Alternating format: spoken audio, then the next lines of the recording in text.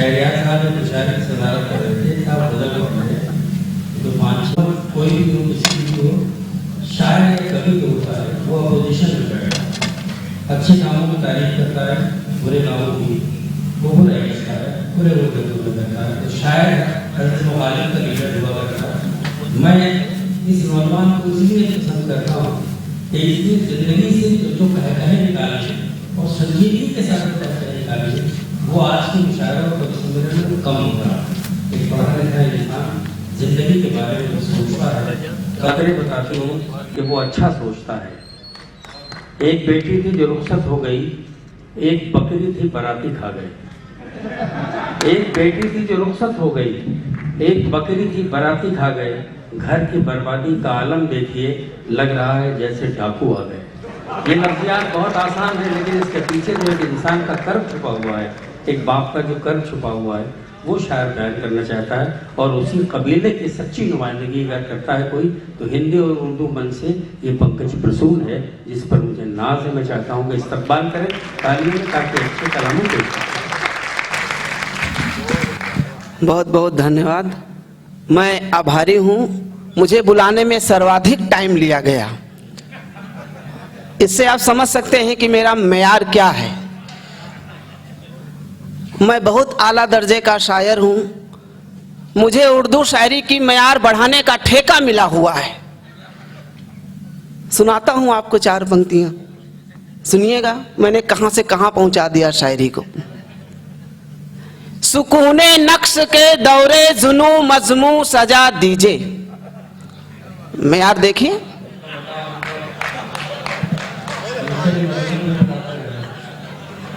अरे बहुत समझदार हैं।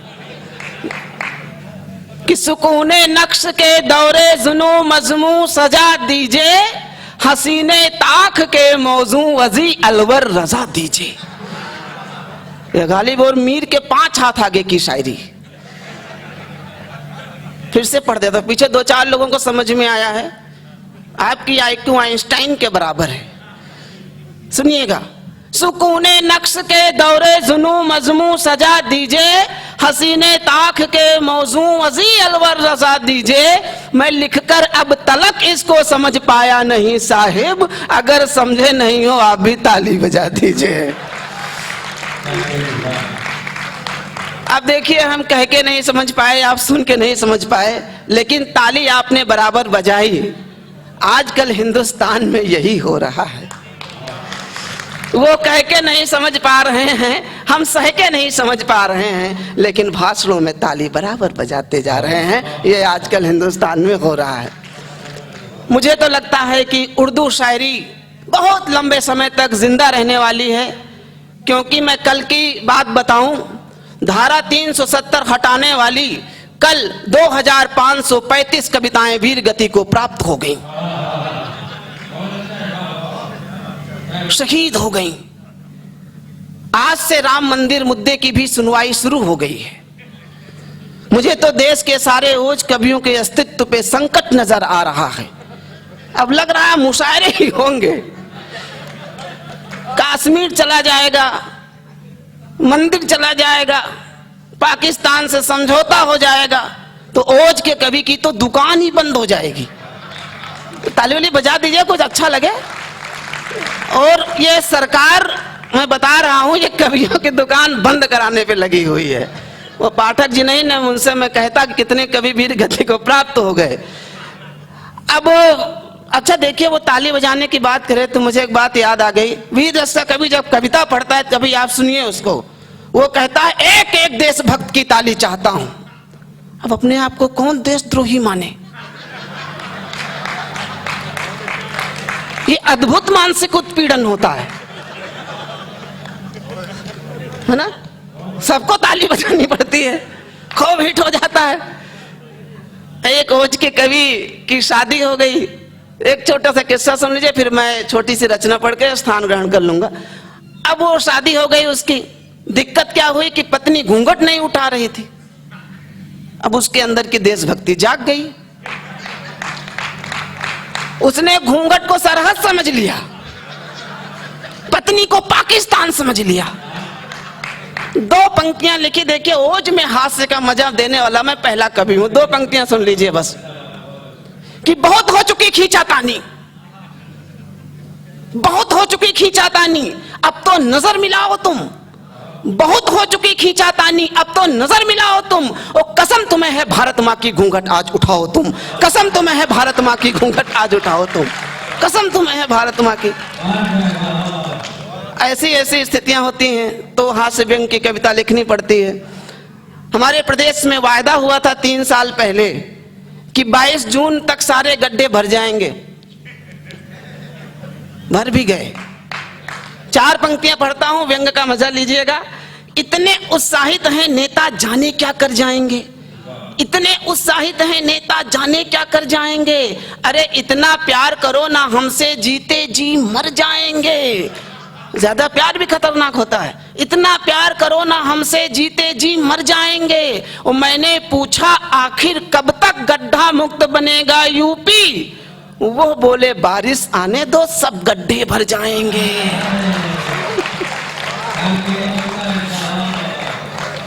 भर गए सारे गड्ढे, वादा पूरा हो गया।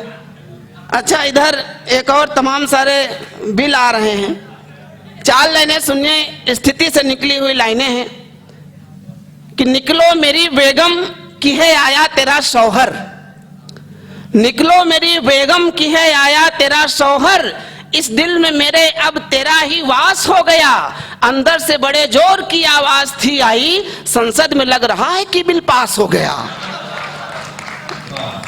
ऐसी भी स्थितियां बन रही तो उन स्थितियों पे कविता हो जाती। आखिरी छोटी सी क्षणिका पढ़ के स्थान ग्रहण करता हूं। जब नई नई सरकार बनी थी उस समय रोमियो पकड़े जाते थे। आजकल टीवी पर देखता हूं तो सांड पकड़े जा रहे हैं।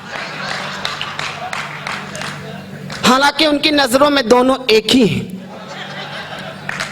और वहां से एक व्यंग का खाका मैंने खींचा, स्थित जन्य व्यंग सुन लीजिए, फिर स्थान ग्रहण कर लूंगा। एक बाप अपने बेटे के साथ होने वाली बहू का रिश्ता तय करने आया। एक बाप अपने बेटे के साथ होने वाली बहू का रिश्ता तय करने आया। लड़की का रूप रंग आचार विचार उसे बहुत भाया। तभी होने वाले समधी के मन में जाने क्या आया।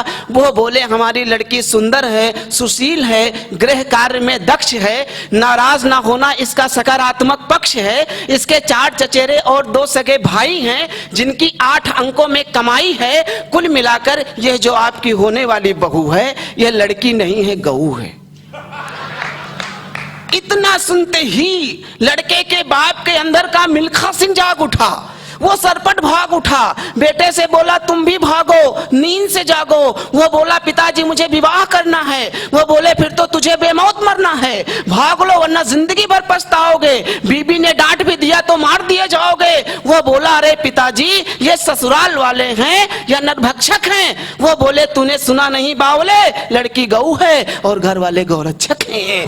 बहुत बहुत धन्यवाद, बहुत बहुत आभार, बहुत बहुत।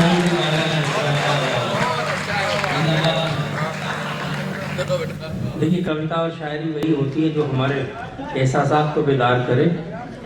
पंकज प्रसून की ये खूबी है कि कम लफ्ज़ों में अच्छी बात और बड़ी बात कहने की कोशिश करते हैं और हम सब की दुआएं हैं बहुत तरक्की करेंगे ये। मैं मुबारकबाद उन्हें पेश करता हूँ, साधुवाद भी पेश करता हूँ और अपनी दुआएं भी पेश करता हूँ। आइए हज़रात फिर इस मुशायरे को एक नए ताज़ा तरीन मोड़ देते हैं। एक बहुत ही मारूफ और आलमी शोहरत याफ्ता शायर है जिसने लखनऊ और कानपुर का नाम तकरीबन आधी दुनिया में मशहूर किया। हसन काज़मी, एक एहसास ज़िंदगी का, एक आवाज़ जो आप तक पहुंची और पूरी दुनिया में फैली अपने गज़लों के और अपने आवाज़ के सहारे। मैं ये चाहता हूँ कि जो ये कहते हैं कोई पेश नज़र है ही नहीं, कौन सी ज़ात के मुनकिर है अगर है ही नहीं। जो ये कहते हैं कोई पेश नज़र है ही नहीं, रिजवान भाई कौन सी ज़ात के मुनकिर है अगर है ही नहीं। अब जो आना हो मेरे शहर तो मिलना मुझसे, घर का आसान पता ही है कि घर है ही नहीं। इसलिए हमको नहीं ख्वाहिशे हुराने बहिश्त, एक चेहरा जो इधर है वो उधर है ही नहीं। ये गज़ल का लहजा है, ये गज़ल की जो ज़िंदगी का जो सच्चा एहसास होता है वो शायद पेश करना चाहता है। और मैं गुजारिश करता हूँ जनाब हसन काज़मी से कि वो तशरीफ़ लाएँ और ठीक करें।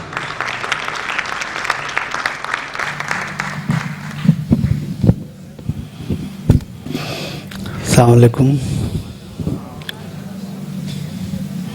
मुअज़्ज़िज़ ख़वातीन व हज़रात, सबसे पहले तो मैं आप सबसे माज़रत चाहता हूँ कि ताख़ीर से पहुँचा। उसका सबब था कि हमारे हर दिल अज़ीज़ शायर जौहर कानपुरी साहब जो तकरीबन 15-16 दिन से एक हादसे का शिकार हो गए थे और आज इस अनवर साहब के होने वाले जश्न में शरीक नहीं हो सकते थे, लेकिन उन्होंने हिम्मत की, अपने रिश्ते का एहसास किया और यहाँ तशरीफ़ लाए। उनका फ़ोन आ गया कि मैं पहुँच रहा हूँ और आपके यहाँ पहुँच रहा हूँ, उसके बाद हम लोग मुशायरे में चलेंगे। उनका इंतज़ार कर रहा था, वो तशरीफ़ लाए, उनको साथ लेके आया। एक बार ज़ोरदार तालियां बजा दी है जौहर कानपुरी साहब के लिए। बहुत जुर्रत का काम किया है, तमाम तर तकलीफ़ों के बावजूद वो यहाँ मौजूद हैं और बग़ैर किसी तमहीद के एक गज़ल इन दिनों शुरू की है। उसका एक मतला 2-3 शेर, शोरा की तादाद बहुत ज़्यादा है, तो एक मकामी शायर की हैसियत से मैं चंद शेर। रिजवान भाई, मेराज भाई, रिजवान भाई। गम का कोई भी बादल देर तक नहीं रहता।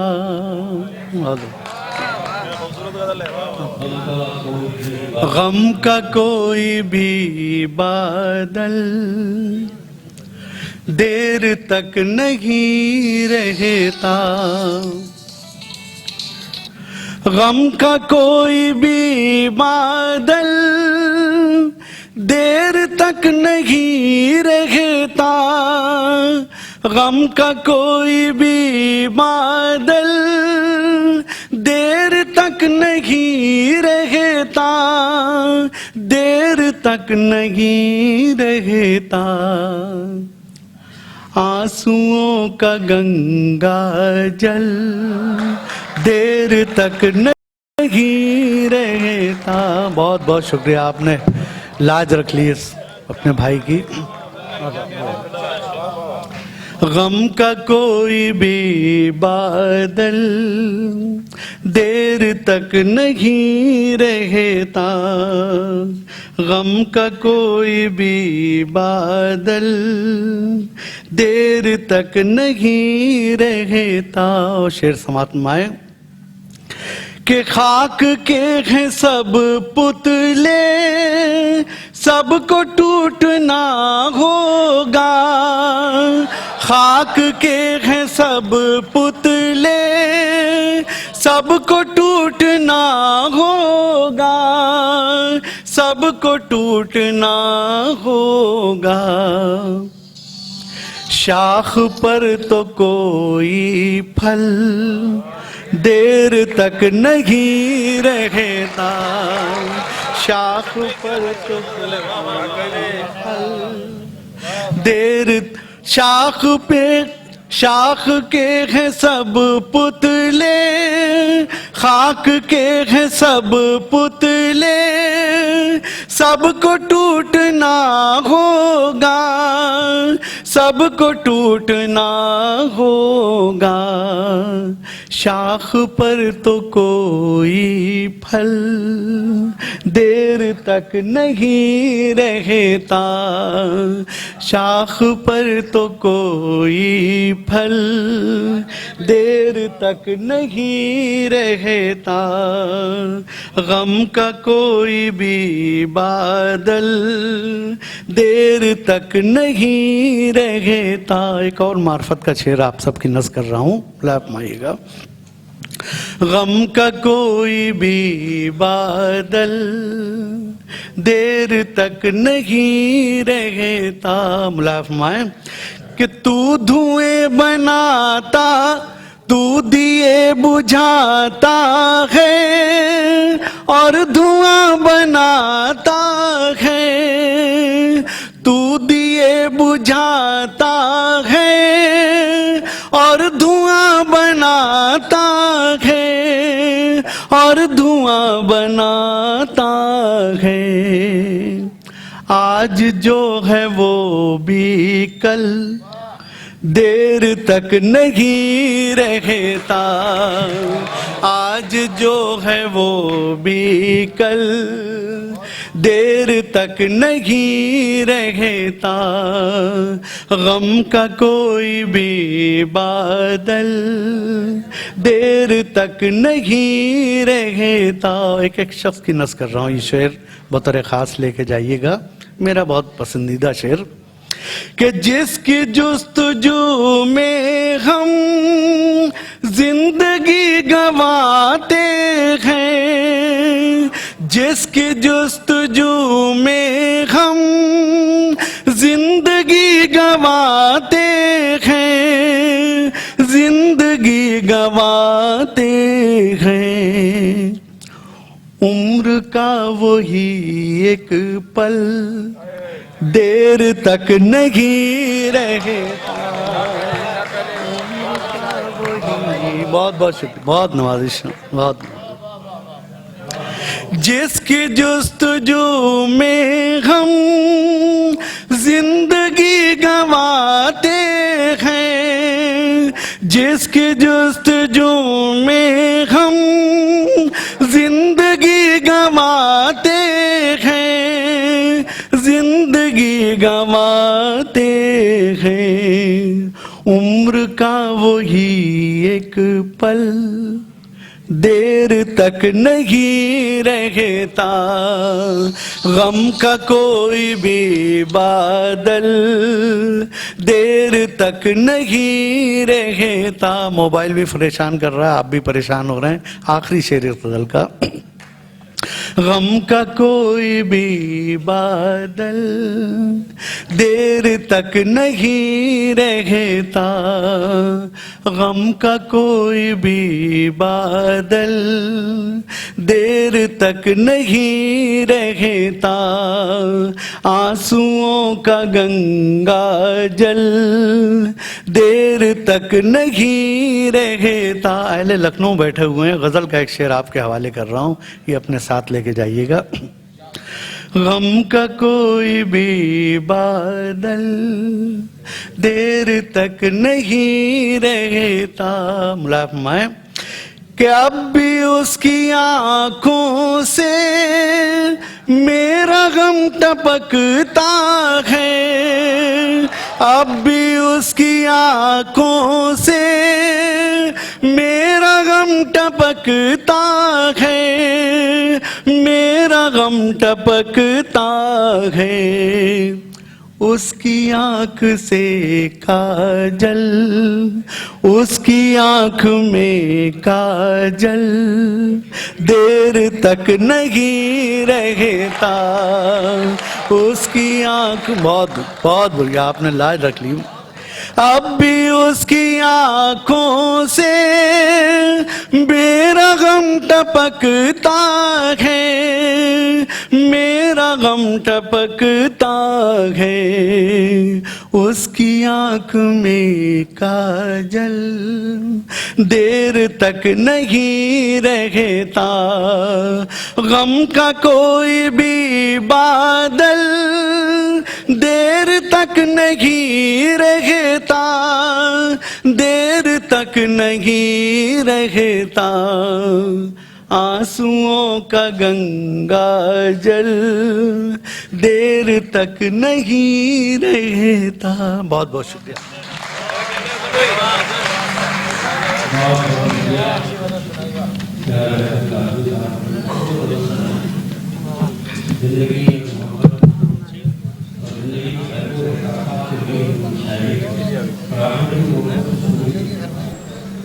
हजरत की कुर्सी मैंने वहाँ कसदन रखवाई है, वो इसलिए रखवाई है कि मैं एक ऐसे कीमती शायर से इस वक्त गुजारिश करने जा रहा हूँ जो अपने अलालत के सबब पिछले दिनों उन्हें गर्म पानी से वो झुलस गए थे तो काफ़ी छाले पड़े हुए हैं, लेकिन अनवर साहब और हर्षवर्धन भाई की मोहब्बत में वो चलकर आए और उन्होंने कहा कि मैं जाऊंगा और शेर भी सुनाऊंगा, बस इतनी इजाज़त दीजिए कि मैं बैठ के शेर सुनाऊँ।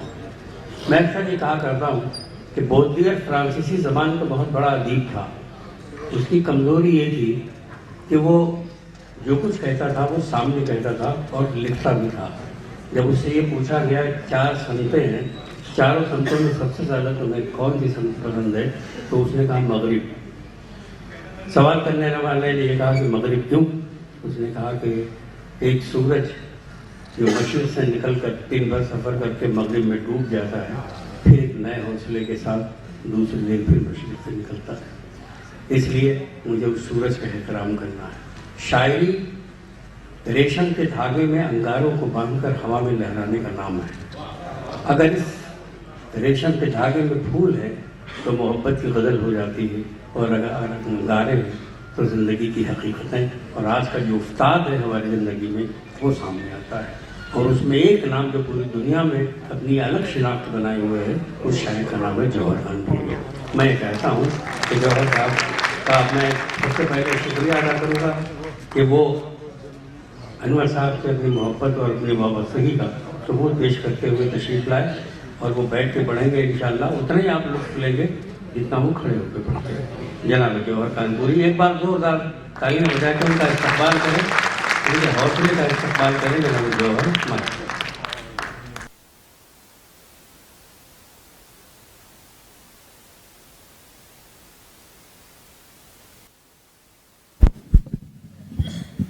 चलिए, बहुत शुक्रिया।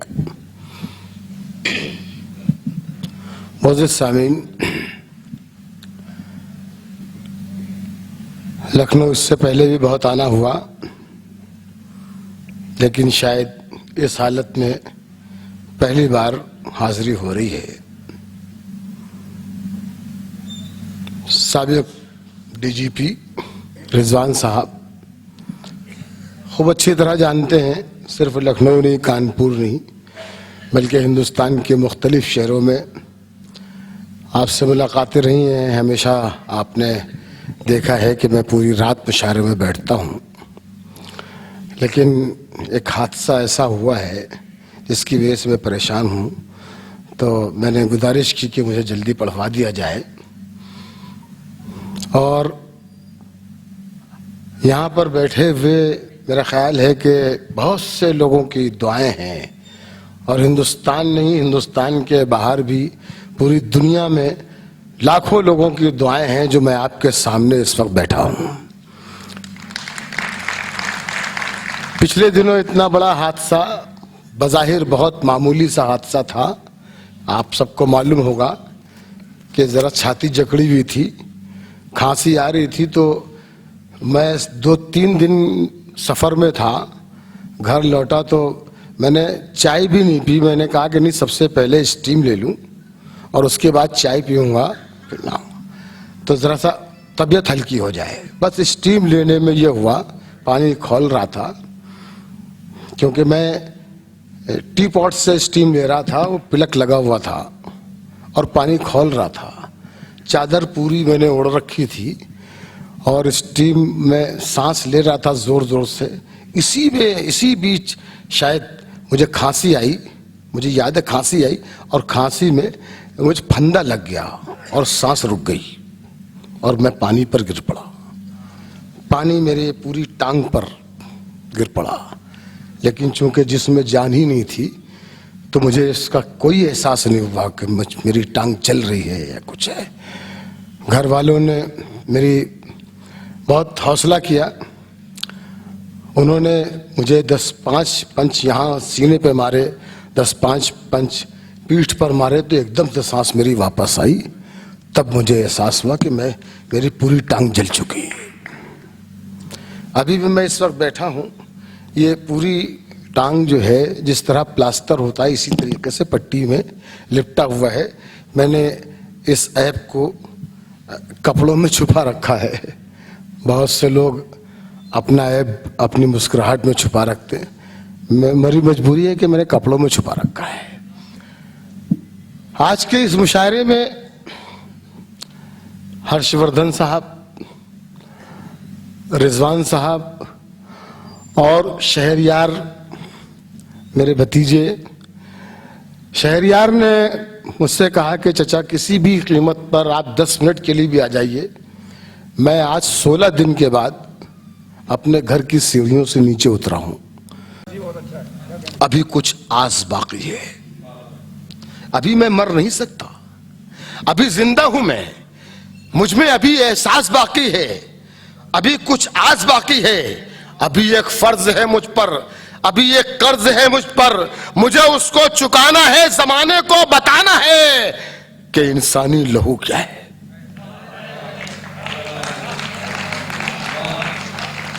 अभी एक फर्ज है मुझ पर, अभी एक कर्ज है मुझ पर, मुझे उसको चुकाना है, जमाने को बताना है कि इंसानी लहू क्या है, किसी की आबरू क्या है। मैं इस मासूम सी दुनिया से धोखा कर नहीं सकता, अभी मैं मर नहीं सकता, अभी मैं मर नहीं सकता, अभी मैं मर नहीं सकता।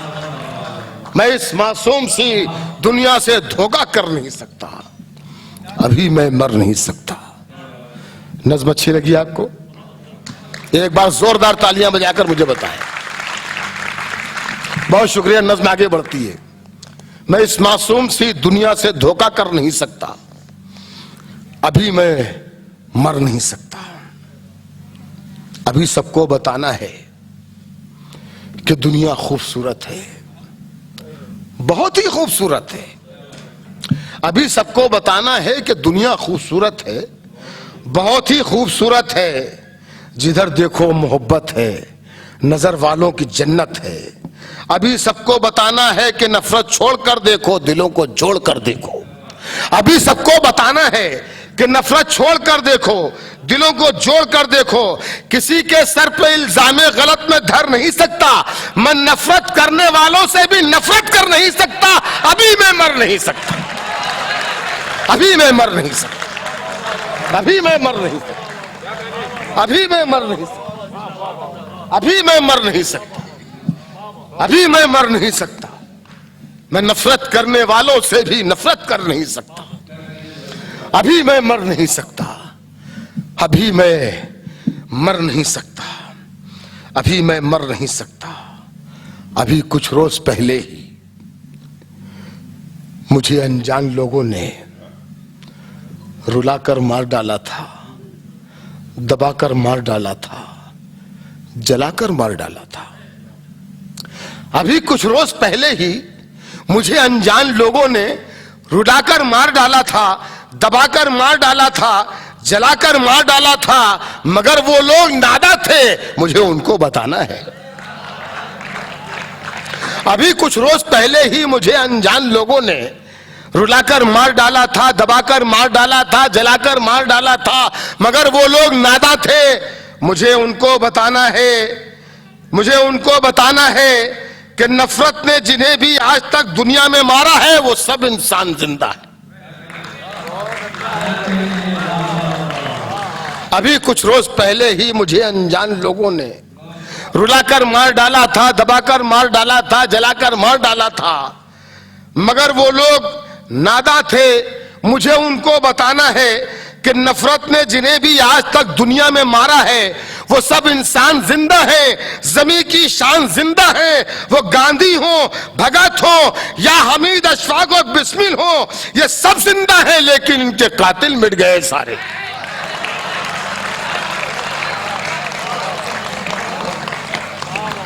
वो गांधी हो, भगत हो, वो गांधी हो, भगत हो या हमीद अशफाक और बिस्मिल हो, ये सब जिंदा हैं, लेकिन इनके कातिल मिट गए सारे। सभी आखिर में हारे, सभी आखिर में हारे। मुझे नफरत मिटानी है, नई एक सुबह लानी है, मुझे नफरत मिटानी है, नई एक सुबह लानी है, मुझे नफरत मिटानी है, नई एक सुबह लानी है।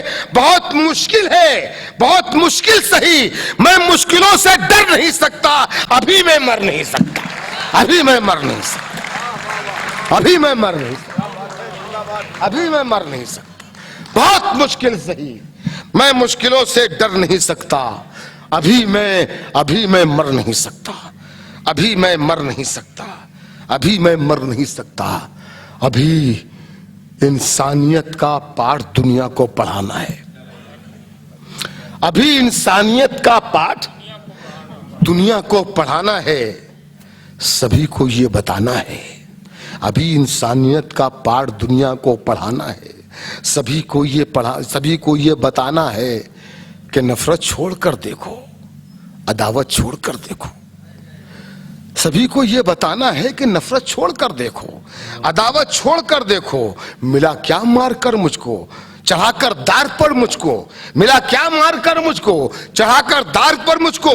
कभी तन्हाई में इस बात पर भी गौर कर लेना, झिंझोड़े आत्मा तो आंसुओं से आंख भर लेना। तुम्हारे दिल में जब मेरी मोहब्बत जाग जाएगी तो मेरी याद आएगी। तुम्हारे दिल में मैं जिंदा हुआ तो मर नहीं सकता, कभी मैं मर नहीं सकता, कभी मैं मर नहीं सकता, कभी मैं मर नहीं सकता, कभी मैं मर नहीं सकता। बहुत बहुत शुक्रिया। कभी मैं मर नहीं सकता, कभी मैं मर नहीं सकता।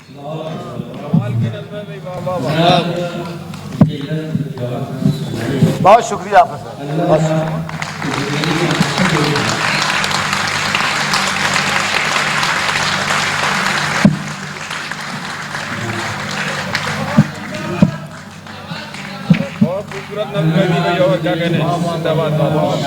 लिखे पढ़ने का मकसद यही था और गालिबन हर्षवर्धन भाई का भी मकसद यही है। इसीलिए इन्होंने अपनी संस्था का नाम, जिसके ये मैनेजिंग डायरेक्टर है, हेल्प यू रखा है, हेल्प मी नहीं रखा।